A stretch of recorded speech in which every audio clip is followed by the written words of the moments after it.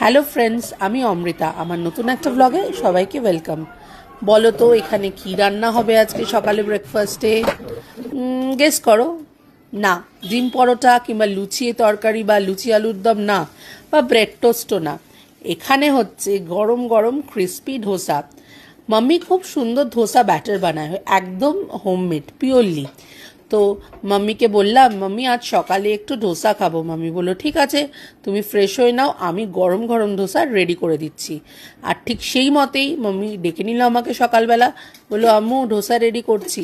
আমি বললাম ঠিক আছে, তাহলে দাঁড়াও, আমি একটু চটপট তোমার এই ক্রিস্পি ধোসার তাওয়া হট থেকে যেটা বেরোচ্ছে সেটার একটা ছোট্ট স্লিপশট নিয়ে নিই। আর ঠিক সেইভাবেই স্লিপশট নিয়ে নিলাম। চাটনিটাও মাম্মি খুব ভালো বানায়, একদম কোকোনাট চাটনি।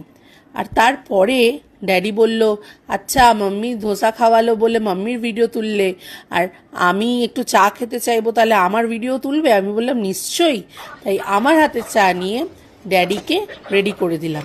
এই আমি এখন চা ঢালছি গরম গরম, 2 কাপ খাবো আমি আর আমার ড্যাডি মিলে।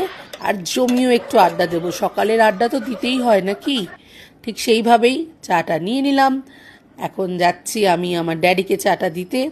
দেখতেই পাচ্ছ, চা দিয়ে দিনটা শুরু করলাম। ভালোই কাটবে আশা করি। দেখা হচ্ছে একটা পরের ব্লগে।